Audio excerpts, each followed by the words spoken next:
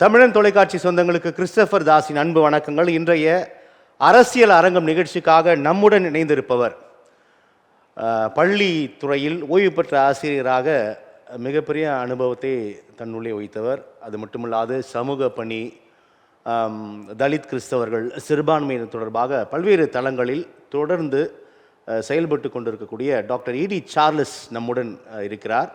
அவரோடு பள்ளிகளின், அதாவது சமூகத்தில் மாணவர்களின் நிலை, பள்ளிகளின் கட்டுமானம், குறிப்பாக சிறுபான்மையினர் பள்ளிகள், அதற்கு தேவைப்படக்கூடிய அதோட தற்போதைய நிலை, சிறுபான்மையர் பள்ளிகள் இருக்கக்கூடிய கோரிக்கைகள், எதிர்பார்ப்புகள், இந்த அரசாங்கத்தின் மீதான கேள்விகள், விமர்சனங்கள், இன்னும் நிறைய விஷயங்கள் பேச இருக்கிறோம். அவரை வரவேற்று நாம் நிகழ்ச்சிக்குள்ளே செல்லலாம். ஐயா வணக்கம். வணக்கம். ரொம்ப மகிழ்ச்சி உங்களை சந்தித்ததில். நீண்ட இடைவெளிக்கு அப்புறம் சந்திக்கணும்னு நினைக்கிறேன். இப்போ நான் தலைப்பில் குறிப்பிட்டது போல் நீண்ட நெடிய அனுபவத்தை கொண்டவர் நீங்கள். உங்களுடைய ஆசிரியர் பணியில் ஓய்வு பெற்ற ஆசிரியராக நின்று விடாமல் அடுத்தடுத்த தளங்களில் தொடர்ச்சியாக ரொம்ப துடிப்போடு இயங்கி கொண்டிருக்கக்கூடிய ஒரு நபர் நீங்கள் அறியாதது ஒன்றுமில்லை. இப்போது சிறுபான்மையினர் பள்ளிகள் எப்படி நடைபெற்று கொண்டு இருக்கிறது, ஒப்பிடும் பொழுது ஒரு 10-20 ஆண்டுகளுக்கு முன்னால் இருந்த நிலையிலிருந்து இப்போ கொஞ்சம் விலகி இருக்கக்கூடியது தான் இருக்குது அப்படின்னு நிறைய பேர் அதன் மீது விமர்சனங்கள் முன்வைக்கிறார்கள். அது அப்படி தான் இருக்கா? உங்களுடைய பார்வை என்பது என்ன? உங்களோடு சந்தித்து இது சமுதாயத்தில் ஒரு முக்கியமான ஒரு கருத்தை பற்றி நாம் கலந்துரையாவது மிகுந்த மகிழ்ச்சி. அரசு பள்ளியினுடைய ஆசிரியர் என்ற அனுபவம், நான் சேர்ந்த திருச்சபை டிஎல்சி திருச்சபையினுடைய செயலாளராக, பல பள்ளிகளினுடைய தாளாளராக, கல்லூரியினுடைய தாளாளராக, பல கல்வி நிறுவனங்களுக்கு ஆலோசகராக இருந்த அனுபவத்தின் அடிப்படையில் நான் இந்த கருத்துக்களுக்கு முழுமையாக பதிலளிக்க விரும்புகிறேன். முதற்கட்டமாக இன்றைக்கு கல்வித்துறை கடந்த காலத்தில் இருந்தது போல இல்லை என்பது தான் நிதர்சனம். அதற்கு கல்வியில் ஏற்பட்ட வளர்ச்சியா, கல்வித்துறையில் ஏற்பட்ட வளர்ச்சியா, அல்லது இந்த கல்வித்துறையிலே ஆளுகின்ற அரசுகள், மத்திய அரசு, மாநில அரசுகள் அரசியலை பூத்தியதால் ஏற்பட்ட குளறுபடிகளா என்பது மிகப்பெரிய ஒரு கேள்விக்குறி. அதிலும் குறிப்பாக அரசு உதவி பெறும் சிறுபான்மை பள்ளிகள். இன்றைக்கு இந்திய துணைக்கண்டத்திலே அரசு உதவி பெறும் சிறுபான்மை பள்ளிகள், அதுவும் குறிப்பாக கிறிஸ்தவ மிஷனரிகளால் ஆரம்பிக்கப்பட்ட பள்ளிகள் இல்லை என்றால் இந்தியாவினுடைய கல்வித்தரமே, குறிப்பாக ஆங்கில அறிவே இப்படி ஒரு அபரிமிதமான வளர்ச்சியை அடைந்திருக்குமா என்பது மிகப்பெரிய சந்தேகம், மிகப்பெரிய கேள்விக்குறி. அதை பல அறிஞர்கள், பல கட்டுரையாளர்கள், பல அரசியல்வாதிகள் பல மேடைகளிலே சொல்லியிருக்கிறார்கள். இன்றைக்கு கூட மிகப்பெரிய அரசியல் பொறுப்புகளிலே இருக்கின்றவர்களுடைய பிள்ளைகள் கிறிஸ்தவ சிறுபான்மை பள்ளிகளில் தான் படிக்கிறார்கள். உங்களுக்கு அதை சொல்ல வேண்டியதில்லை. Santhome higher secondary school Chennai, Don Bosco higher secondary school, MCC higher secondary school என்று இப்படி பல பள்ளிகளை சொல்லலாம். குட் ஷெப்பர்ட், இது தமிழகமெங்கும். மதுரையில் அமெரிக்கன் கல்லூரி, திருச்சபையில் திருச்சியில் சென்ட் ஜோசப், பிஷப் இப்படி பல கல்லூரி, பாளையங்கோட்டை ஸ்காட்ஸ் கிறிஸ்டியன் காலேஜ், இப்படி பல கல்லூரிகள். ஆகவே இப்போது அந்த கல்லூரிகளுடைய, அந்த மிஷனரிகளால் ஆரம்பிக்கப்பட்ட அந்த பள்ளிகளுடைய நிலை சரியாக இருக்கிறதா என்றால் நேரடியாக நான் சொல்வேன் இல்லை. முதல் தரமான கல்வி அறிவை ஜாதி மத பாகுபாடின்றி, பொருளாதார பாகுபாடின்றி, குறிப்பாக ஒவ்வொரு கிராமங்களிலும் கிறிஸ்தவ மிஷனரிகள் அல்லது கிறிஸ்தவ மதத்தினர் ஆரம்ப பள்ளிகளில் ஆரம்பித்து காமராஜர் காலத்திற்கு முந்தைய நிலையில் இருந்து ஆரம்பித்த இந்த பள்ளிகள் நூற்றுக்கணக்கான பள்ளிகள் இன்றைக்கு மூடப்பட்டுள்ளது. அது லுத்ரன் திருச்சபையில் தானா, அல்லது புராட்டஸ்டான் திருச்சபையா, அல்லது கத்தோலிக்க திருச்சபைகளுடைய பள்ளிகளோ? இன்றைக்கி நிறைய பள்ளிகளை நடத்துவது கத்தோலிக்க திருச்சபை. இவை எல்லா பள்ளிகளும் ஆங்காங்கே மூடப்பட்டு வருகிறது.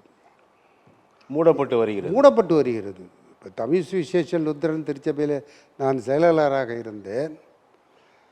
நான் இன்றைக்கு அந்த பொறுப்பிலிருந்து வந்து கிட்டத்தட்ட 9 வருடங்கள் ஆகிறது. நான் வந்தபோது அந்த திருச்சபையில் இருந்த பள்ளிகளும் இப்போது இருக்கின்ற பள்ளிகளும் பார்த்தால் குறைந்தது இந்த 9 ஆண்டுகளில் 5 அல்லது 6 பள்ளிகள் மூடப்பட்டிருக்கு. ஒவ்வொரு நிலையிலும். இதற்கு மத்திய அரசினுடைய கல்வி திட்டத்தை மாநில அரசிலே புகுத்த நினைக்கின்றது. மாநில அரசு புகுத்த நினைக்கின்றது. மாநிலத்திலே புகுத்த நினைக்கின்றது. அந்த புகுத்த நினைக்கும் போது மாநில அரசுகள் அவ்வப்போது மாறும்போது மத்திய அரசு அரசியல் ரீதியாக இல்லது பொருளாதார ரீதியாக அவர்களிடம் நன்மை பயக்க வேண்டும் என்று மாநிலத்தை ஆளுகின்றவர்கள் அவர்கள் சொல்லுவதையெல்லாம் கேட்டு அதை இங்கே கொண்டு வரும்போது அரசு பள்ளிகளுக்கும் இந்த நெருக்கடி ஏற்பட்டது. இந்த அரசு பள்ளிகள் இப்போது கொஞ்சம் முன்னேறி கொண்டு இருக்கிறது. அரசு பள்ளிகள் என்றால் நேரடியாக அரசு நடத்துகின்ற பள்ளிகள், மாநகராட்சி மூலமாக நடத்துகின்ற பள்ளிகள். அதிலும் பார்க்க போனால் ஆதி திராவிட நலத்துறையால் நடத்தப்படுகின்ற பள்ளிகள் அந்த அளவுக்கு முன்னேறி இருக்கா என்றால் இல்லை. ஆகவே அரசினுடைய நேரடி கண்காணிப்பிலே நடக்கின்ற அந்த பள்ளிகளிலே மாறுபாடுகள் இருக்கும் பொழுது சிறுபான்மை, கிறிஸ்தவ சிறுபான்மை, இஸ்லாமிய சிறுபான்மை, மொழிவாரிய சிறுபான்மை பள்ளிகள் நிறுவனங்களால் நடத்தப்படுகின்ற அந்த பள்ளிகள் இன்னும் கீழ்நிலையில் இருக்கின்றது. அதற்கு முதலாவது முக்கிய காரணம், இந்த சிறுபான்மை பள்ளிகளை நடத்துவதற்கு டீச்சர்ஸ் கிராண்ட்னு ஒன்று கொடுப்பாங்க ஆரம்பத்தில். ஆசிரியர் வாங்குகின்ற சம்பளத்தில் 1/3 பங்கு அந்த ஆசிரியர்கள் வாங்குகின்ற. இப்போ ஒரு 10 ஆசிரியர் வேலை செய்கிறாங்க. ஒரு ஆசிரியருக்கு 50,000 ரூபா, 10 பேருக்கு 50 லட்சம் ரூபா, இதில் 5 லட்சம். 10 பேருக்கு 5 லட்சம், 5 லட்சம், 10 பேருக்கு 5 லட்சம். அப்படிங்கும்போது ஒரு வருஷத்துக்கு எவ்வளோ வருது அப்படின்னு கணக்கு பண்ணி அந்த 5 லட்சத்தில் 50% ஒரு காலத்தில் கொடுத்தாங்க, அப்புறம் 30% கொடுத்தாங்க.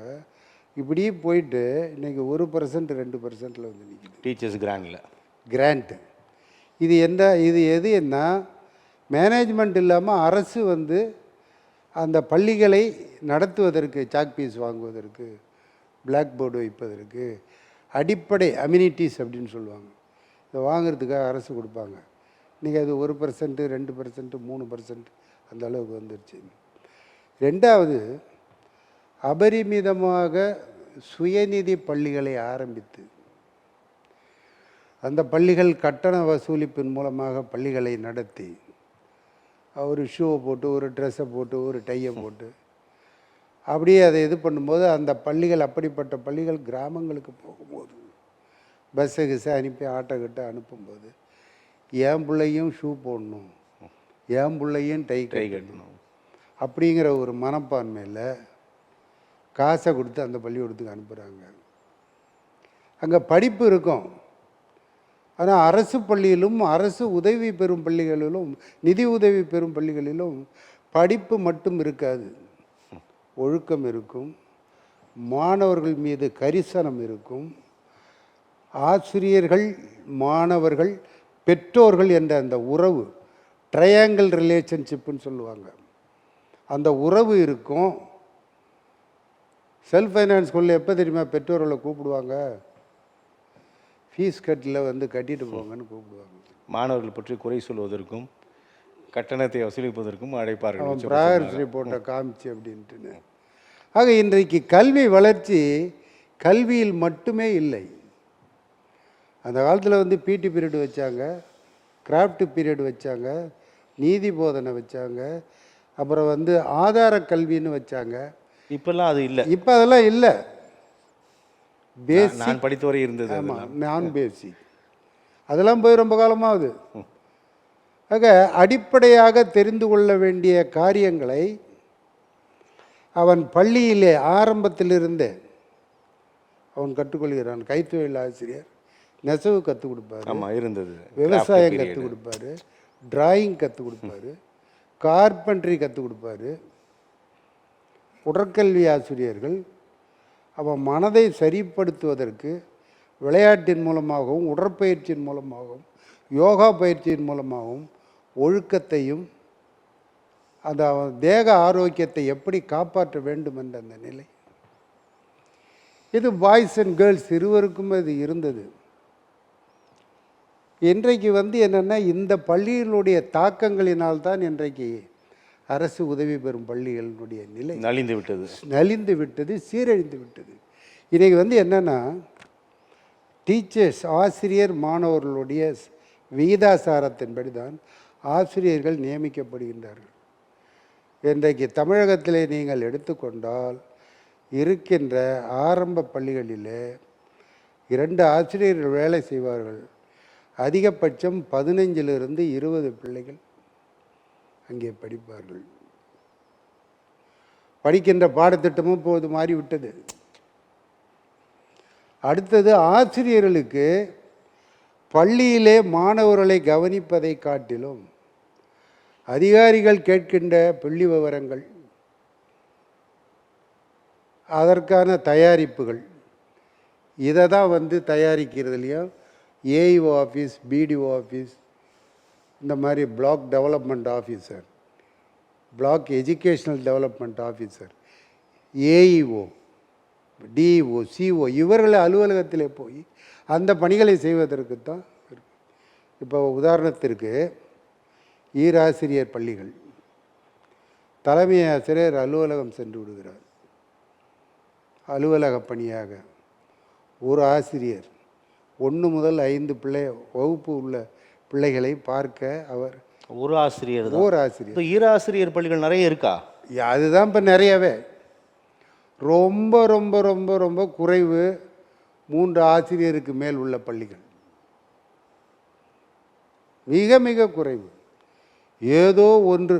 இப்போ எங்களுடைய திருச்சபையில் நான் உதாரணத்திற்கு சொன்னால், விழுப்புரத்தில் ஒரு நடுநிலை பள்ளி இருக்குது, நம் சபைக்கு உட்பட்ட பள்ளி. ஆமாம், நம்ம டிஎல்சியினுடைய நடுநிலை பள்ளி விழுப்புரம்.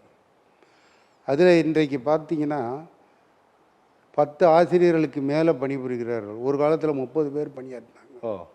மாணவர்களோட எண்ணிக்கை, மாணவர்களோட எண்ணிக்கை அப்போதெல்லாம் 500, 550, 600. நடுநிலை பள்ளி. அவன் போய் ஹைஸ்கூலில் 6வதுலேருந்து 8வது சேர மாட்டான். இந்த பள்ளிக்கூடத்தில் படிப்போம். ஏனென்றால் கரிசனை. உதாரணத்திற்கு இப்படி ஒரு சில பள்ளிகளை சொல்லலாம். எங்களுடைய ஹையர் செகண்டரி ஸ்கூல் உசிலம்பட்டியில் ஒன்று இருக்குது, DLC higher secondary school, girls higher secondary Usilampatti. அதே போல் தஞ்சாவூரில் girls Christian higher secondary school Thanjavur. இந்த பள்ளிகளெல்லாம் இன்றைக்கும் சவாலான பள்ளிகளாக இருக்கின்றது. எந்த விதத்தில் சவாலை சந்திக்கின்றது? கல்வியில் உசிலம்பட்டி என்பது கல்வித்தரத்தில் பின்தங்கிய ஒரு பகுதி. அங்கே பெண்களை எல்லாம் ஒரு காலத்தில் பள்ளியில் அனுப்ப மாட்டார்கள், கேள்விப்பட்டிருக்கிறேன். அங்கே பெண் கல்வி வேண்டும் என்று அங்கே மிஷினரிகள் அங்கே பள்ளியை ஆரம்பித்து பெண்கள் படிக்க வேண்டும் என்பதற்காகவே ஆரம்பித்தாங்க மிஷினரிகளால். அங்கே ஆரம்பித்தாங்க. முதல் பெண்களுக்காக பள்ளியை ஆரம்பித்தது டிஎல்சி திருச்சபை மயிலாடுதுறை மாவட்டம் பொறையார் என்ற இடத்திலே தலித்தா குமி என்ற ஒரு பெண்கள் பள்ளி பெண்களுக்காக ஆரம்பிக்கப்பட்ட பொறையார் கேர்ள்ஸ். ஆக இப்படிப்பட்ட இந்த பள்ளிகள் எல்லாம் இன்றைக்கு நீங்கள் எந்த விதத்தில் சவால்னு கேட்டீங்க. கல்வி இன்றைக்கி ரிசல்ட்டை பார்த்தீங்கன்னா 90க்கு மேலே, 10த்லேயும் சரி 12லேயும் சரி, கிராமங்களில் இருக்கிற பிள்ளைகள் 90% வெற்றி பெற்று 90%த்திற்கு மேலாக வெற்றி பெற்று செல்கிறார்கள் என்றால் அங்கே ஆசிரியர்களுடைய கடின உழைப்பு, தலைமை ஆசிரியர்களுடைய அது என்ன அது அந்த பரந்த மனப்பான்மையும் உழைக்க வேண்டும், உண்மையோடு உழைக்க வேண்டும். நான் அந்த அளவுக்கு இன்றைக்கு கவர்மெண்ட்டில் அவங்கள என்கரேஜ் பண்ணுறாங்களான்னா இல்லை.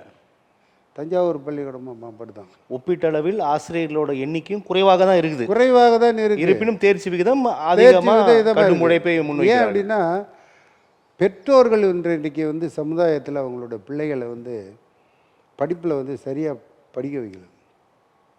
ஆடம்பரமான விளம்பரங்களை பார்த்து போர்டில் போய் நடுவில் 90% ஆல் பாஸு அப்படி இப்படிலாம் வைக்கிறாங்க. ஆல் பாஸ்ன்னு வருது, மாஸ் காப்பின்னு வருது. அது நான் குறையாக சொல்லவில்லை. உண்மை ஏன் அப்படின்னா அங்கே இருக்கிற ஆசிரியர்கள் மாணவர்கள் கொடுக்கின்ற அந்த ஃபீஸில் தான் அவங்களுக்கு சம்பளம் போய் சேருது. அவர்கள மேனேஜ்மெண்ட்டு ரொம்ப கடுமையாக இது பண்ணுறாங்கன்னு நினைக்கிறாங்க. என்னதான் இருந்தாலும் பணி செய்யும்போது அந்த பண பலன் மூலமாக ஒரு மனநிறைவு பெறும்போது தான் அவன் உண்மையாக பணி செய்வான். 25,000 ரூபாயை கொடுத்துட்டு காலையில் 9 மணிலேருந்து சாயந்தரம் 7 மணி வரல இரு அப்படின்னா அவங்க அதே பிள்ளைங்களுக்கு அதே கிளாஸ் டீச்சர் டியூஷன் எடுக்கிறாங்க. அந்த டியூஷனுக்கு கிளாஸ் ஃபீஸு அப்போ இப்படி போயிட்டுருக்கு. அவே ஒரு காலத்தில் வந்து திடீர்னு கலைஞர் அவர்கள் ஐயா காலத்தில் வந்து இந்த மெட்ரிகுலேஷன் பள்ளிகளினுடைய தரத்தை உயர்த்த வேண்டும் என்று திண்ண பள்ளிக்கூடம்லாம் ஆரம்பிச்சிட்டாங்க போர்டு போட்டு. அதெல்லாம் கட்டுமானம் பண்ணாங்க. இன்றைக்கு மத்திய அரசு பள்ளிகள் வந்துருச்சு. சாதாரண பிள்ளைங்க அங்கே போய் படிக்க முடியாது. மொழி பிரச்சனை வேறு வந்து விட்டது. பெற்றோர்கள் வந்து அதை இந்த மாதிரி மெட்ரிகுலேஷன் பள்ளியில் படித்தாதான் அவன் மேலே வருவான் அப்படின்ட்டுன்னு ஒரு மாயையில் இருக்கிறார்கள். இப்படிப்பட்ட சூழ்நிலையில் ஆசிரியர்களும் தங்களுடைய பணியிலிருந்து இந்த ஒரு சோர்வு நிலையை பெற்று சரியாக வேலை செய்கிறது. ஆக மொத்தத்தில் பாதிக்கப்படுறது இந்த சமுதாயம், இந்த மாணவ சமுதாயம். சிறுபான்மையினர் பள்ளிகள் ஆரம்பிக்கப்பட்டதற்கான நோக்கம் முழுமையடைந்து விட்டதா? சிறுபான்மையினர் அதாவது கிறிஸ்தவ மிஷினரிகள். இப்போ எங்களுடைய மிஷினரி வந்து ஜீகன் பால்க் 1706 வந்தார்.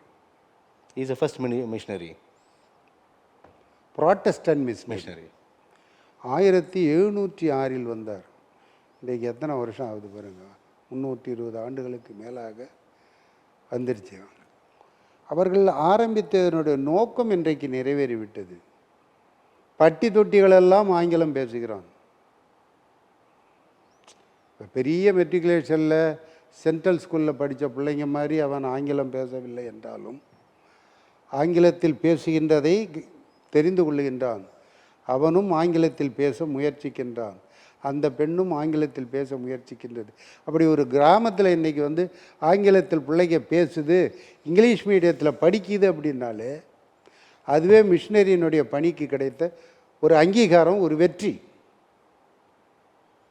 இப்போ நான் படிக்கும்போது நான் எங்கள் அப்பா அம்மா வாத்தியார். 1955லலாம் நான் வந்து எலிமெண்ட்ரி ஸ்கூல் படித்தேன். அப்போது இங்கிலீஷ் மீடியங்கிறதெல்லாம் கிடையாது. அப்புறம் ஸ்கூல் வரையில் இங்கிலீஷ் மீடியம் இல்லாமல் தமிழ் மீடியம்தான். காலேஜில் பியூசி போனப்போ தான் நான் இங்கிலீஷ் மீடியத்துக்கே போனேன்.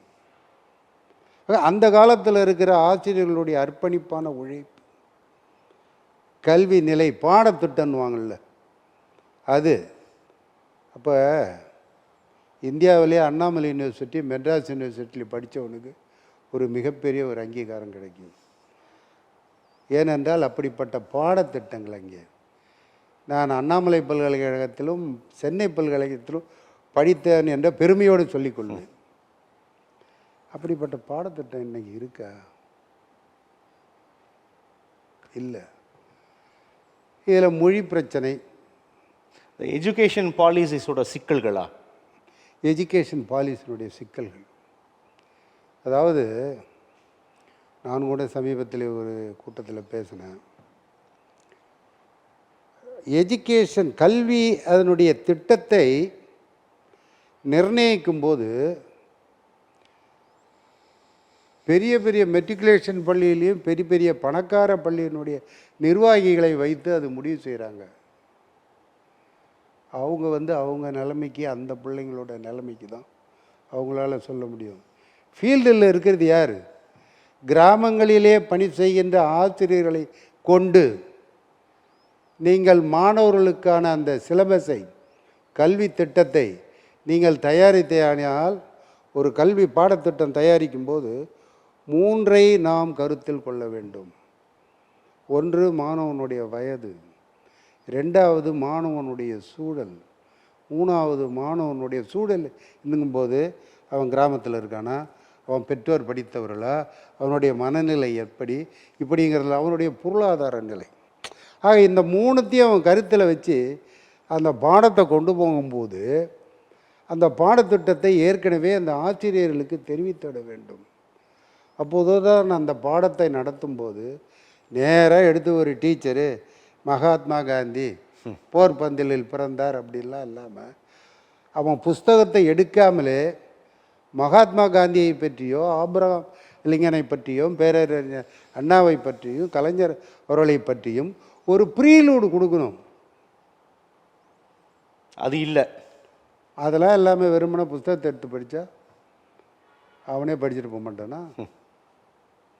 அப்படிப்பட்ட கல்வி அறிவை ஊட்டுகின்ற நிலை இன்றைக்கு இல்லை. காரணம், அந்த பாடத்திட்டம் இல்லை. நான்லாம் படிக்கும்போது வாத்தியாருங்க புஸ்தகமே கையில் எடுக்க மாட்டாங்க. அது தமிழாசிரியராக இருந்தாலும் சரி, ஆங்கில ஆசிரியராக இருந்தாலும் சரி, வரலாற்று ஆசிரியர் இருந்தால் கணக்கு வாத்தியார் மட்டும்தான் புஸ்தகத்தை கையில் எடுப்பார். இப்போது இந்த தனியார் பள்ளிகளோட வருகை அல்லது அந்த ஆதிக்கத்தால் பெரிதும் பாதிக்கப்பட்டது அரசு உதவி பெறும் பள்ளிகள், அதிலும் குறிப்பாக சிறுபான்மையினரோட கிறிஸ்தவ நிறுவனங்களால் நடத்தப்படுகின்ற பள்ளிகள் அப்படின்னு சொன்னீங்க. கிறிஸ்தவ நிறுவனங்கள், இஸ்லாமிய நிறுவனங்கள் தான். அப்போ அப்படி வரும்போது இப்போ ஒரு சிறுபான்மையர் பள்ளிகள் புதிதாக உருவாக்கி விட முடியுமா? அதற்கான சூழல் முடியாது, நிச்சயமாக முடியாது. சிறுபான்மையினுடைய எப்போ வரைக்கும் அது சாத்தியமாக இருந்தது? எந்த காலகட்டத்துக்கு அப்புறமா அது முழுமையாக அது என்ன அப்படின்னா 80கள் வரையில் இருந்தது. 80களுக்கு பிறகு அப்படியே கிராஜுவலாக படிப்படியாக அது மாறிவிட்டது. இல்லை, நம்ம புதுதாக அதுக்கு விண்ணப்பிக்க முடியாதா? அந்த நார்ம்ஸ் கேட்குறேன்.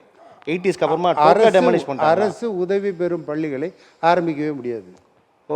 இன்று வரை முடிஞ்சிச்சு, அவ்வளோதான், முடிஞ்சிருச்சு. அதை ஆரம்பிக்கிறதுக்கு காரணம் தனியார் பள்ளிகள் ஊக்குவிப்பா. இன்னைக்கு கேட்டால் அரசு நிதி இல்லை, நீங்கள் செல்ஃப் ஃபைனான்ஸாக ஆரம்பிச்சிங்க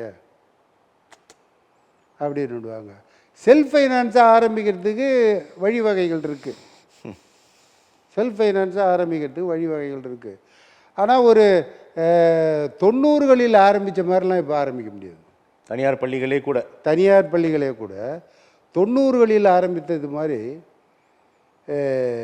இப்போ ஆரம்பிக்க முடியாது. அதிகமான சட்டத்திட்டங்கள், கட்டுமான பணிகள் இருக்கணும், இட வசதி இருக்கணும், ப்ளே கிரவுண்டு, பல பள்ளிகளுக்கு விளையாட்டு இல்லையே. ஆக அது மாறி இருக்கிறது. இதனால் ஏற்பட்ட பாதிப்புகள் என்ன? ஆனால் அடிப்படையில் நீங்களே சொல்கிறீங்க, ஒரு விளையாட்டு திடலே இல்லை அப்படின்னா அங்கேவே போச்சே பிரச்சனை. ஒரு மாணவன் பள்ளியில் படிக்கும்போது ஆல்ரவுண்டு டெவலப்மெண்ட்ஸ் அப்படின்னு சொல்லுவாங்க. அவன் அனைத்து வகையிலும் அவன் பயிற்றுவிக்கப்பட வேண்டும். கல்வியும் அதில் ஒன்று தான், ஒரு பார்ட்டு. கல்வி என்பது அவனுடைய பிற்கால வளர்ச்சிக்காக, அவனுடைய சமுதாயத்திலே அவன் ஒரு நல்ல வேலைக்கு வரணும், அதுக்கு கல்வி இதை படிக்கணும் அப்படின்ட்டுன்னு. படிக்கும்போது வெறுமன புத்தகத்தை மட்டும் படித்து விட்டு போவதுன்னா அவன் சமுதாயத்தில் வெற்றிகரமான ஒரு வாழ்க்கையை வாழ முடியாது. நீங்கள் என்ன இன்றைக்கு கவனித்து பார்த்தீங்கன்னா, புஸ்தகத்தை மட்டும் படிச்சுட்டு மேலே வர்ற பிள்ளைங்க சமுதாயத்தில் சோபிக்க முடியாது. அவன் உண்டு, அவன் குடும்பம் உண்டு, சம்பளம் உண்டு என்று வாழ்ந்து விடுவான் அப்படின்னு ஒரு ஒரு ஒரு குறுகிய வட்டத்தில் வாழக்கூடியவர்களாக இருப்பார்கள். ஆனால் படிக்கும்போதே ஒரு மாணவன் ஒரு டிராயிங்லேயோ, ஒரு விளையாட்டுலேயோ, ஸ்கவுட்டு, அல்லது பேச்சு போட்டிலையோ, ஒரு என்சிசிலையோ ஒரு சமூக பார்வை இருக்கும். சமூக பார்வையில் இதில் அவன் அவன் வந்து பங்கெடுத்து அதில் என்னென்ன தலைமைத்துவம், லீடர்ஷிப் குவாலிட்டி அவன் அதை பெறும்போது ஆட்டோமேட்டிக்காக என்னன்னா சமுதாயத்திற்கும் அவனுக்கும் ஒரு புரிந்துணர்வு அல்லது ஒரு உறவு ஏற்படுகிறது, ஒரு அண்டர்ஸ்டாண்டிங். அப்போ அதை வந்து ஒரு அநீதி நடக்கும்போது தன்னையும் அறியாமல் அங்கே போய் முதல் நபராய் நிற்பதற்கு அவன் பள்ளியிலே பக்குவப்படுத்தப்படுகின்றான். நானும் வேலை செய்யும்போது அதை தான் செஞ்சேன். நமக்கான உந்துதல் எல்லாமே அது அதன் இருக்கக்கூடும். உறுதி கண்டிப்பாக. ஐயா, இப்போ நம்ம பள்ளிகளோட நிலை, கல்வி தரம், எஜுகேஷன் பாலிசி தொடர்பாக நிறைய விஷயங்கள் ரொம்ப சிறப்பான கருத்துக்களை பதிவு செய்தீங்க. ஆனால் முன் எப்போதும் இல்லாத அளவிற்கு மாணவியர்களோட நிலை அல்லது அவர்களுடைய உளவியல், சமூக பங்களிப்பு அப்படிலாம் பார்க்கும் பொழுது ரொம்ப தூரம் நம்ம விலகி வந்துட்டோமோ அப்படின்ற ஒரு பார்வை தான் இருக்குது. பழைய மாணவர் சமுதாயத்திலிருந்து இந்த மாணவர் சமுதாயம் எங்கோ இருக்கிறார்கள் அப்படின்றதான் நிறைய சம்பவங்கள் உணர்த்துகின்ற பாடமாக நமக்கு இருக்குது. எப்படி பார்க்குறீங்க ஐயா? இப்போ வந்து உங்களையும் என்னையும் பார்க்கும்போது குறைந்தது என்னோட ஒரு 20 வயது நீங்கள் குறைவாக இருப்பீர்கள். எனக்கு வயது 73. அப்படின்னு பார்த்தா கூட சொல்லிட்டேன்னு நினச்சிக்காதீங்க, ஒரு வயது தாழ வைங்க. உங்களுக்கே ரொம்ப தூரம் விலகி போய்விட்டோம் மனநிலையில், மன உளவியலில் அப்படிங்கிற ஒரு உணர முடியும், தாக்கம் ஏற்பட்டு அதை வெளிப்படுத்துகிறீர்கள். இப்போ எனக்கு எப்படி இருக்கும்? ஏன்னா என்னுடைய குடும்பம், நான் வந்து 4வது தலைமுறை ஆசிரியர். தாத்தாவுக்கு அப்பாவிலேருந்து ஆசிரியர். அதோடு இல்லாமல் திருச்சபையில் வந்து ஆசிரியராக இருக்கும்போதே பள்ளியையும் நடத்துவாங்க, கோயிலையும் நடத்துவாங்க, உபதேசியார் அப்படின்னு சொல்லுவாங்க. இதில் ஒட்டுமொத்தம் என்னென்னா ஒவ்வொரு குடும்பத்திலும் கடவுள் பயம், கடவுளை பற்றிய ஒழுக்கம், அடுத்தது படிப்பு. 3வது என்ன செய்வாங்கன்னா சமுதாயத்தின் மீது, சமுதாயத்திற்கு நல்லது செய்ய வேண்டும் அப்படின்னு எங்கள் அப்பா அம்மாலாம் அப்படி போய் பிள்ளைங்களை ஆச்சிட்டு வந்து பள்ளிக்கூடத்தில் வைக்கிறது, கொள்வது, இந்த மாதிரி அதை வந்து நான் பார்த்துட்டு வரும்போது உங்களை விட பன்மடங்கு இதில் நான் காயப்பட்டிருக்கிறேன். இன்றைக்கு தினசரிகள் அல்லது தொலைக்காட்சி எதை எடுத்தாலும் பாலியல் வன்கொடுமை, கற்பழிப்பு, இப்படிப்பட்ட பல்வேறு விதமான சமுதாய சீர்கேடான செய்திகள் தொடர்ந்து வருகிறது. இல்லாத நாட்களே இல்லை, தொடர்ந்து வருகிறது நாளுக்கு நாள். இதனால் வந்து இது அரசியல்வாதிகள் என்னன்னா இந்த அரசு வந்து இதை கெடுத்துருச்சு, எந்த அரசு வந்தாலும் இப்படி தான் இருக்கும். கார்டியன் நாட் அடிப்படை முடிச்ச நீங்கள் சரி செய்யவில்லை என்றால் இது தொடர்ந்துக்கிட்டே போயிட்டு இருக்கும். குற்றவாளிகளை சமீபத்தில் அண்ணா பல்கலைக்கழகத்தில் நடந்த அந்த பாலியல் வன்கொடுமைக்காக நேற்றைய தினம் வெவ்வேறு தலைப்புகளிலே 30 ஆண்டுகள் ஆயுள் தண்டனை கொடுத்துருக்கிறார்கள். அந்த தீர்ப்பை பற்றி உடனே அரசியல் தலைவர்கள்லாம் சொல்கிறாங்க, அப்படி பண்ணுறாங்க, இப்படி பண்ணுறாங்க அப்படின்னு. அதில் ஒரு வார்த்தையை பிடிச்சிக்கிட்டானுங்க, யார் அந்த சார், யார் அந்த சார்னு. ஏன்னா பொண்ணு பாதிக்கப்பட்டிருக்கு, பாதிக்கப்பட்டவனுக்கு தண்டனை கொடுத்துருக்கு. சார் எவனாக இருந்தான்னா இந்த சாருங்கிறத கற்பனை பண்ணிக்கிட்டு அந்த சாரை கண்டுபிடிக்கணும், அந்த சாரை கண்டுபிடிக்கணும்னு சும்மா வந்து அரசியலுக்காக. அது எல்லாம் ஒவ்வொன்றிலும் நிரந்தரமான ஒரு தீர்வை காண வேண்டும். இன்னைக்கு மாணவ மாணவிகளுடைய கலாச்சாரங்கள் மிகவும் சீர்கெட்டு விட்டது.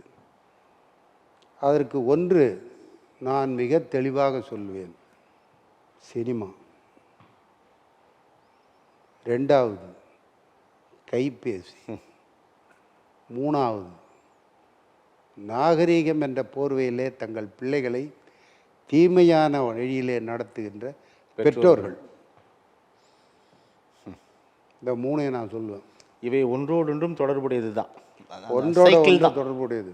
இந்த சினிமான்னு சொன்னேன், ஒரு கதாநாயகனை நல்லவனாக்குவதற்கு பல புதிய புதிய கிரிமினல் வழிகளை கண்டுபிடித்து அதற்கு ஒரு வில்லனை ஏற்படுத்தி அவன் அதை செய்கிற மாதிரி செஞ்சு இவன் போய் அதை அழிக்கிற மாதிரி அழித்து கதாநாயகன் பின்னாடி வேணா போட்டுக்கிட்டு பாலாபிஷேகம் பண்ணிக்கிட்டு இருப்பான்.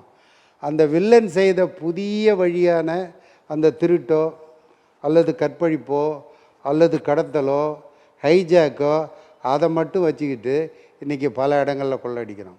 கற்றுக் கொடுக்குறது யார்? திரைப்படங்கள். மக்கள் அதை தான் விரும்புகிறார்கள், ரசிக்கிறார்கள் என்று சொல்கிறார்கள். ரசிக்கல, ஃபாலோ பண்ணுறான். இன்றைக்கி பேப்பர் எடுத்து பார்த்தீங்கன்னா சினிமா பாணியில் ஆசிரியர் கற்றுக் கொடுத்த பாணியில் பள்ளியில் அவன் நண்பனோட சேர்ந்து பாடம் படித்த பாணியிலான்னு சொல்கிறான். சினிமா பாணியில் கொள்ளையடிக்கப்பட்டது, சினிமா பாணியில் பெண்ணை கடத்தி சென்றார்கள். முடிஞ்சு போச்சா? ரெண்டாவது, இதற்கு முக்கியமான காரணம், அவதூறான செய்திகளை தொலைபேசியிலே அனுப்பிக்கிட்டு இருக்கிறோம். என்றைக்கோ நடந்ததை எடுத்து இன்றைக்கி அனுப்புகிறோம். ஒரு பெண்ணுங்க 10th படிக்கிற பொண்ணு இன்ஸ்டாகிராமில் பழகி மெட்ராஸில் வந்து அது வீணாக போய் இன்றைக்கி செய்தி வந்துருக்கு. 10ஆம் வகுப்பு படிக்கிற பொண்ணு கிராமத்தில் இருக்கிறதுக்கு இன்ஸ்டாகிராம். இதில் ஆன்லைன் சூதாட்டத்துக்கு தடை போடுன்னா அதுக்கு பெருசாக சுப்ரீம் கோர்ட் வரல போகிறாங்க. சமுதாயம் கெட்டு போகுதுன்னா நிறுத்த வேண்டியதானே. பெரிய வருத்தங்க இதெல்லாம் சொல்கிறதுக்கு. பெரியாரை போல் பெரியாரை போல் ஒரு ஆள் இல்லை இன்றைக்கி. எதையுமே துணிச்சலாக சொல்வதற்கு. இன்றைக்கி பொம்பளை பிள்ளைங்க ட்ரெஸ் பண்ணிட்டு போகுது. தன்னுடைய அங்கங்களை உடற்பகுதிகளை காட்ட வேண்டும் என்றே பிள்ளைங்க ட்ரெஸ் பண்ணிட்டு போகிறாங்க. அதை வந்து பெற்றோர்கள் தான் போய் கடையில் அம்மா கறிங்க எடுத்து கொடுக்குறாங்க. இதை பேசக்கூடிய நீங்கள் எல்லாம் பிற்போக்குவாதிகள் அப்படின்னு சொல்கிறாங்க. பிற்போக்குவாதின்னா என்னென்னா, உடம்பை வந்து காமிக்கிறது தான் முற்போக்கா? சொல்லுங்கள். சினிமாவில் உடம்பை காமிச்சா காசு கொடுக்குறோம். நம்ம வீட்டு பொண்ணு நான் அடுத்தவனை சொல்லலை, நம்ம வீட்டு பொண்ணு உடம்பை காமிச்சா காசு கொடுக்க மாட்டான். நமக்கு காம வெறி பிடிச்சவன் கடத்திட்டு போய் கற்பழிச்சிருவான். அவனை சமுதாயத்தை கெடுப்பது யார்? டெய்லர்கிட்ட போய் பொண்ணு சொல்லுது, இந்த ஜாக்கெட்டு இங்கே ஓப்பன் வைங்க, இங்கே நல்லா இறக்கி தைங்க, பின்னாடி கதவு வைங்க, ஜன்னல் வைங்க. நான் ஒரு சில தாய்மார்களை வந்து என்னுடைய வயதின் அடிப்படையிலே அல்லது அவர்களுக்கு ஏதாவது உதவி செஞ்சுருப்பேன் அப்படின்ட்டுன்னு அவங்க வீட்டு பிள்ளைங்களெல்லாம் நான் சந்தித்து பேசும்போது, ஏமா அப்படிலாம் இது பண்ணுறீங்க அப்படின்னா, பிள்ளைங்கள் கவர்ச்சியாக இருக்கணும்னு ஆசைப்படுது. யார் சொல்கிறது? ஒரு தாய். இது தொடர்பாக பேசும்போது ஒரு சிறிய குறுக்கீடு. நீங்கள் உடை தான் பிரச்சனை, இது வாதத்திற்காக சொல்ல, இப்போ வரக்கூடிய கருத்துக்கள் உங்களை நான் பகிர்ந்துக்கணும்னு விரும்புகிறேன். இந்த உடை தான் பிரச்சனை அப்படின்னு நிறையா அப்படி பெற்றோர்கள் உங்களை போன்றவர்கள் சொல்லும்போது, உடைதான் பிரச்சனை என்றால் 6 வயது குழந்தை முதல் 60 வயது மூதாட்டி வரை கற்பழிக்கிறார்களே அயோக்கியர்கள், அவர்கள் என்ன உடை அணிந்தார்கள் அப்படின்னு கேட்குறாங்க. உண்மையான கேள்வி. அவன் தான் வந்து இந்த சினிமா அந்த இதை பார்த்து அவன் வீணாக போயிடுறான். அவனுக்கு தன்னுடைய உணர்வுகளை வெளிப்படுத்துவதற்கு வழியே கிடையாது. மூதாட்டிகிட்ட போய் அதை போய் கழுத்தை நெரிச்சு காதை இது பண்ணி அதுகிட்ட பாலியல் வன்கொடுமை செய்கிறான். அவனுடைய அந்த ஆர்வத்தை வெளிப்படுத்துவதற்கு சின்ன பிள்ளைங்களை அழைச்சிட்டு போய் சீர்கெடுத்துடுறாங்க. அதற்கு உடை காரணம் இல்லை, ஒட்டுமொத்தமாக சமுதாயம் ஒவ்வொரு அணுவாக சீரழியுது. அதில் வந்து ட்ரெஸ் கோடு ஒன்று. அந்த காலத்தில்ங்க எண்ணெய் தடவி பொம்பளை பிள்ளைங்க தலை சீவி ரெட்டைச்சடை போட்டு பூ வச்சு இழுத்து மூடிக்கிட்டு கோயிலுக்கு போவாங்க. குனிஞ்ச தலாமல் போயிட்டு வருவாங்க. இப்போ எல்லாமே குனிஞ்ச தலையோடு தான் போகுது, ஆனால் செல்ல பார்த்துக்கிட்டே போகுது. எதிரே என்ன வருதுன்னு ஆண்களும் குனிந்த தலையோடு தான் போகிறார்கள். எப்படி? ஆண்களும் குனிந்த தலையோடு தான் அப்படி தான் போகிறான், அவன் தான் போகிறான். இல்லை என்ன பார்க்குறானே தெரில. இன்றைக்கு சமுதாயத்தில் வாசிப்புத்தன்மை குறைந்து போச்சுங்கிறாங்க. அவன் அப்படியே ஏதோ செல்ல பார்த்து ஃபார்வர்ட் மெசேஜ், தவறான message. தகவல் எது வருதோ உடனே பகிரப்படுகிறது. இல்லை எனக்கு வந்தது அதை உங்களுக்கு ஃபார்வர்ட் பண்ணுறேன். இப்படி இதை தான் பார்த்துட்டு போகிறாங்க. ஆக இந்த கலாச்சாரம் வந்து என்னைக்கு ஒழியுது? ஆனால் சில பிள்ளைகள் இருக்கிறார்கள், சில மாணவர்கள் இருக்கிறார்கள். அப்போலாம் வந்து 100க்கு 70-80% நல்ல மாணவர்கள் மாணவிகள் இருப்பார்கள். இப்போ 100க்கு 10% தான் இருக்கிறாங்க. அவர்களை பார்த்தாலே தெரியுது. அவர்களுடைய ட்ரெஸ், அவர்களுடைய நடவடிக்கைகள், புத்தக படிப்பு, அவன் தான் இன்றைக்கி மேலே வர்றான். சும்மா வந்து ஏதோ ஒன்று படித்து அரைக்குறையாக பாஸ் பண்ணி ஏன் பிஎஸ்சி படித்தவனாக இருந்தாலும் சரி, பிகாம் படித்தவனாக இருந்தாலும் சரி, பிஇ இன்ஜினியரிங் படித்தவனாக இருந்தாலும் சரி, கம்ப்யூட்டர் படித்தவனாக இருந்தாலும் எங்கே இருக்கிற? ஐடியில் இருக்கிறான். ஐடியில் இருக்கிறன்னா என்ன இருக்கிறான்னு தெரியாது நமக்கு. ஐடியில் இருக்கிறான். என் பொண்ணு ஐடியில் இருக்கு, அங்கேயே பார்த்து கல்யாணம் பண்ணிக்கிச்சு. 6 மாதத்தில் டைவர்ஸ் ஆகிடுச்சு. இதுதான் இன்றைக்கு கலாச்சாரம். ஆக நான் சொன்ன மாதிரி மாணவர்களுடைய சமுதாயம் இன்றைக்கு சீர்கெட்டு விட்டது. அதற்கு வந்து சினிமா ஒரு காரணம், முக்கியமான காரணம் சினிமா. அதை வந்து இன்றைக்கு ஆட்சியாளர்கள் கட்டுப்படுத்த மாட்டாங்க. ஏன்னா ஆட்சியாளர்கள் பெரும்பாலும் சினிமாவிலேருந்து தானே வந்தாங்க. ஆக அப்படி சீரழிந்து விட்டது. இதையெல்லாம் தட்டி கேட்க வேண்டும், சுட்டி காட்ட வேண்டும், சமுதாய விழிப்புணர்வு ஏற்படுத்த வேண்டும். இன்றைக்கு நம்மளுடைய பிள்ளைகள் வீணாக போகிறதுக்கு பல காரணங்கள். உறவுகள் இன்றைக்கு தூரமாயிடுச்சு. உறவுகள் இன்றைக்கு தூரமாயிடுச்சு. அந்த காலத்தில் இருந்த அந்த ரிலேஷன்ஷிப் வந்து இன்றைக்கு இல்லை.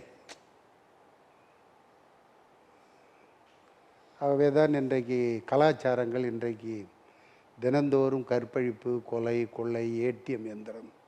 எந்த ஒரு ஒரு ஒரு ஆஸ்பத்திரிலங்க தனது தாய்க்கு சரியான மருத்துவம் அளிக்கவில்லை என்று ஒரு டாக்டரை போய் ஒருத்தன் வந்து குத்தி தகராறு பண்ணோம் நம்ம கிண்டி அரசு ஆஸ்பத்திரியில். உடனே காவல்துறை அங்கே போய் உடனே வந்து மருத்துவமனைக்கெலாம் வந்து ப்ரொடெக்ஷன் அப்படின்னு நடந்த பிறகு தான் செய்கிறாங்களே ஒழிய, வளர்ந்த சமுதாயத்திற்கு இப்படியெல்லாம் பாதுகாப்பு. பஸ்ஸில் ஒரு ப்ராப்ளம் நடந்துருச்சு அப்படின்னா எல்லா பஸ்லேயும் உடனே போலீஸ்காரர்கள் பயணிப்பார்கள் அப்படின்னு. அது என்னென்னா ஒரு 2 வாரத்துக்கு அப்புறம் அது காண போயிடும். எல்லாத்தையுமே வந்து பர்மனண்ட் ரெமெடி அதை வந்து இன்றைக்கு எந்த அரசும் செய்வதில்லை. அதை செய்யணும். இதை செய்வதற்கு அடிப்படையிலே அனுபவம் உள்ள ஆரம்ப பள்ளி ஆசிரியர்கள், அரசு பள்ளி ஆசிரியர்கள், உயர்நிலை பள்ளி ஆசிரியர்கள், இவர்களெல்லாம் வச்சு நீங்கள் மேலே வந்து பேசுனீங்க அப்படின்னா அவங்க தான் நல்ல தீர்வு கொடுப்பாங்களே ஒழிய, நுனிநாக்கு ஆங்கிலம் படிக்கின்ற பள்ளியில் இருக்கின்றவர்களால், அந்த நிர்வாகத்தினரால் அடிப்படை பிரச்சனைகளுக்கு தீர்வு காண முடியாது என்பது எனது ஆணித்தனமான கருத்து. இப்போ மாணவர்களோட பிரச்சனைகள் குறித்து நம்ம பேசியிருந்தோம். பள்ளி கல்வித்துறை அதன் மீதான விமர்சனங்கள், கருத்துக்களை பேசுனீங்க. நீங்கள் ஒரு ஓய்வு பெற்ற ஆசிரியராக இருக்கும் நிலையில் ஆசிரியர்களோட கோரிக்கைகள், இந்த அரசாங்கம் வைத்த கோரிக்கைகள், ஆசிரியர்கள் எதிர்கொள்கிற குறிப்பாக அந்த பணியிடங்களை, காலி பணியிடங்களை நிரப்ப வேண்டும், அரசு ஆசிரியர் பள்ளி கோரிக்கைகள் சொல்கிறேன், அந்த பழைய ஓய்வூதிய திட்டத்தை செயல்படுத்த வேண்டும் அப்படின்னு ரொம்ப நாளாக போராடிட்டு இருக்கிறாங்க. இந்த அரசாங்கத்தின் நோக்கும் அந்த எதிர்பார்ப்புகள் இருந்தது. ஆனால் இந்த அரசாங்கமும் அதை சரிவர கவனத்தில் கொள்ளவில்லை அப்படின்னு தொடர்ந்து அந்த அதிருப்தி தெரிவித்து வருகிறத பார்க்குறோம். இதை எப்படி பார்க்குறீங்க? நான் ஆசிரியர் சங்கங்களில் இருந்து பணியாற்றியவன். அரசினுடைய கோரிக்கைகள் நாங்கள் சங்கங்களில் மூலமாக வைக்கும்போது ஒரு 20 எடுத்துகிட்டு போவோம். 20 கோரிக்கைகள் 20 கோரிக்கை எடுத்துகிட்டு போவோம். குறைஞ்சது ஒரு 10வது நிறைவேற்றி வந்து விடுவோம். யாரை சந்திப்பீங்க? முதல்வரை சந்திப்போம், எம்ஜிஆர் அவர்களை சந்திப்போம், கலைஞர் அவர்கள் அவர். அப்படிங்கும்போது என்ன கோரிக்கைங்கிறத முதல்ல தெரிஞ்சுக்கிட்டு நாங்கள் போய் கேட்குறதுக்கு முன்னாடி அவரே என்ன பண்ணுவார்னா, கலைஞர் அவர்கள் இதெல்லாம் ஆயிடுச்சு, மற்றெல்லாம் அப்புறம் பார்ப்போமா, வாங்க ஓ. மன நிறைவாக இருக்கும். போய் போராட்டம் கொடி பிடிச்சிக்கிட்டு அப்படி பிடிச்சிட்டு அப்படி இப்படின்னு இல்லை. இப்போ அந்த நிலை இருக்கு. இன்றைக்கு இந்த தேர்தல் சமயத்தில் பழைய ஓய்வு திட்டத்தை நான் மீண்டும் அமுல்படுத்துவேன் என்று இன்றைய முதல்வர் அவர்கள் திமுகனுடைய தேர்தல் அறிக்கையிலே சொன்னார்கள். இன்றைக்கு அது இல்லாமல் பலவிதமான திட்டங்களை கொடுத்திருக்கிறார்கள், அது வேற. ஆனால் ஆசிரியர்கள், அரசு ஊழியர்கள் அதிகமாக எதிர்பார்ப்பதே இந்த பழைய ஓய்வூதிய திட்டம் அமுல்படுத்த வேண்டும் என்று சொன்னீர்களே, அதை ஏன் செய்யவில்லை என்று. அது எங்களுக்கெல்லாம் மிகப்பெரிய நான் என்ன அப்படின்னா, பழைய ஓய்வூதிய திட்டத்தில் நான் ஓய்வூதியம் பெறுறேன். என்னுடைய நான் நிர்வாகியாக இருக்கும்போது நான் கையெழுத்து போட்டு பல ஆசிரியர்கள், பேராசிரியர்கள் பணிக்கு வந்திருக்கிறார்கள். அவர்களெல்லாம் என்ன செய்கிறார்கள்னா, ஐயா ஏதோ வேலை கொடுத்தீங்க, மாதம் மாதம் சம்பாதிக்கிறோம், பென்ஷன்லாம் வரலையா. ஆக ஒரு அரசு ஊழியனுக்கு மிகப்பெரிய ஒரு ஆதாரம் ஓய்வூதியம், ஒரு பாதுகாப்பு ஓய்வூதியம். அதனால தானே அதை கொண்டு வந்தாங்க. இந்த அரசு இதுவரையில் செய்யவில்லை. ஆனால் ஒரு நம்பிக்கை இருக்கிறது. ஒரு கமிஷன் போட்டிருக்கிறாங்க, ஐஏஎஸ் ஆஃபீஸர் அவங்களெல்லாம் வச்சு ஒரு கமிஷன் போட்டு செப்டம்பருக்குள்ளே முடிவு சொல்வதாக சொல்லியிருக்கிறார்கள். அது பழைய ஓய்வூதிய திட்டமா அல்லது அதில் ஏதாவது மாற்றாங்களா, அதற்கு ஏதாவது ஒரு வரமுறை வைக்கிறார்களா என்பது ஒரு மிகப்பெரிய கேள்விக்குறி. அது அரசு ஊழியர்களுக்கு அந்த சலுகை, அந்த திட்டம் அமுல்படுத்தவில்லை என்றால் அரசு ஊழியரின் மத்தியில் அது கடும் அதிருப்தி தான். மிகப்பெரிய ஒரு சலசலப்பு, ஒரு அதிருப்தி என்பதை விட ஒரு எதிர்ப்பு வரும். அதில் மாற்று கருத்தே கிடையாது. இப்போ கல்வி தொடர்பாக நம்ம பேசும்பொழுது மத்திய அரசாங்கம் இந்த நீங்கள் அந்த எஜுகேஷன் பாலிசி கூட பேசுனீங்க. இப்போ இந்த மும்மொழி கொள்கையை ஏற்றுக்கொள்ளவில்லை என்றால் நாங்கள் கல்வி நிதியே தரமாட்டோம், யாருக்கோ 2167 கோடியோ முன்ன பின்ன இருக்குன்னு வச்சுங்க, அந்த நிதியை தர மறுக்கிறார்கள் அப்படின்னு தொடர்ந்து தமிழக அரசு அதை கேட்பதும் மத்திய அரசாங்கம் அதை மறுப்பதுமாக இந்த கதை போய் கொண்டிருக்கிறது. மிக முக்கியமான ஒரு துறை, கல்வித்துறையில் கூட இந்த நிதி ஒதுக்கீடில் பாரபட்சம் காட்டப்படுகின்றது அப்படின்றத நம்ம எப்படி புரிஞ்சுக்கலாம்? இது சரியா தவறா? முற்றிலும் தவறு. இது ஜனநாயக நாடு. மத்திய அரசு தன்னிடம் மெஜாரிட்டி இருக்கிறதுனால மத்திய அரசு தான் நினைக்கின்ற காரியங்களை செயல்படுத்தி விடலாம் என எண்ணுகிறது. எல்லா மாநிலங்களிலும் திணித்து விடலாம் என்று நினைக்கின்றது. நான்லாம் 8ஆம் வகுப்பு படிக்கும்போதே இந்திய எதிர்ப்பு போராட்டத்தில் கலந்துக்கிட்டவன்.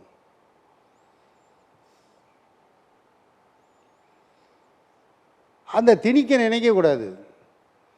ஆகவே திணிக்க நினைக்கும் போது ஆட்டோமேட்டிக்காக எதிர்ப்பு நினைக்குது. தமிழக அரசு என்ன சொல்லுகிறது?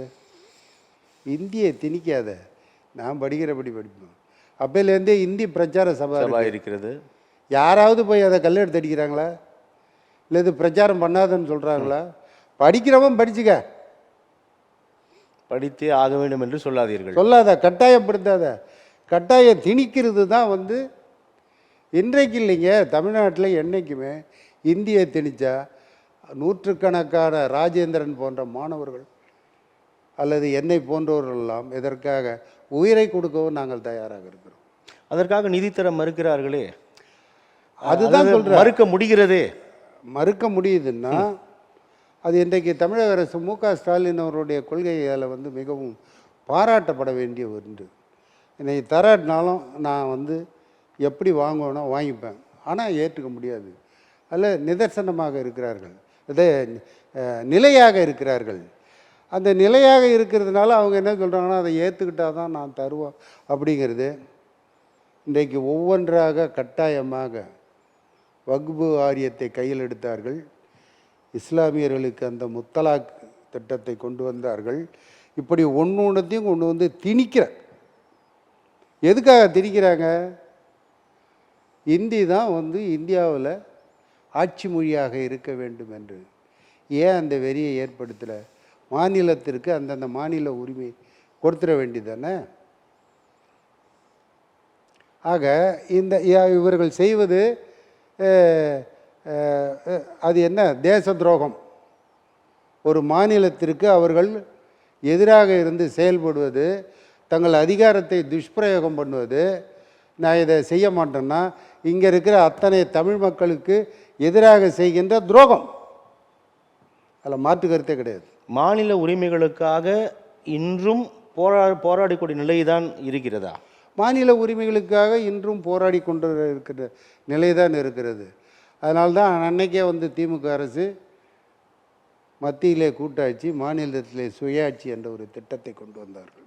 அது இருக்குதா? அப்போ அதை நிலைப்படுத்த முடியலையே. மத்தியில் கூட்டாட்சி அப்படின்னா ஆட்டோமேட்டிக்காக இந்த பிரச்சனையே கிடையாது. இங்கே இருக்கிற 4 மந்திரி இல்லாட்டினா ரெப்ரசன்டேட்டிவ்ஸ் எங்களுக்கு இதை கொடுத்துருங்க அப்படின்னு சொன்னால் அவங்க கொடுத்துக்கிட்டே இருப்பாங்க. இவங்க அந்த காரியத்தை இங்கே செய்ய போகிறாங்க. நீ மத்தியில் உனக்கு தமிழ்நாட்டிலேருந்தோ, தெலுங்கானாவிலேருந்தோ, ஆந்திராவிலேருந்தோ, கர்நாடகாவிலேருந்தோ, கேரளாவிலேருந்தோ, புதுச்சேரியிலேருந்தோ போகின்ற அந்த ரெப்ரசன்டேஷன் உனக்கு தேவையானதை நாங்கள் கொடுத்து விடுவோம், வரியையும் அனுப்பி விடுவோம். இந்தியாவினுடைய அடிப்படை கோட்பாடு யூனிட்டி இன் டைவர்சிட்டி தானே, வேற்றுமையில் ஒற்றுமை தானே. நீயே அதை இது பண்ண மாட்டேற. ஆக அரசியலமைப்பு சட்டத்தை இந்த பிஜேபி அரசு ஒவ்வொன்றாக மீறி கொண்டிருக்கின்றது. நீண்ட காலம் நிலைக்காது. ஒன்றியங்களின் கூட்டாட்சி என்ற கோட்பாட்டிற்கு எதிராக செயல்படுகிறது. நிச்சயமாக எதிராக செயல்படுகின்றது. இதை எப்படி எதிர்கொள்ளப் போகிறார்கள்? 7 கோடி பேர் கொண்ட தமிழ்நாட்டில் மக்களால் தேர்ந்தெடுக்கப்பட்ட ஒரு அரசாங்கம் இருக்கிறது. பாஜக ஆளாத மாநிலங்களில் ஆளுநரை வைத்து அழுத்தம் கொடுக்கிறார்கள், நிதி தர மறுக்கிறார்கள். இந்த போக்கு என்பது இது வெறுமனே அதிமுக பிரச்சனை அல்ல, ஒட்டுமொத்த தமிழ்நாட்டின் பிரச்சனை ஏதாவது தான் பார்க்கப்பட வேண்டும். அவ்வாறு பார்க்கப்படுகிறதா?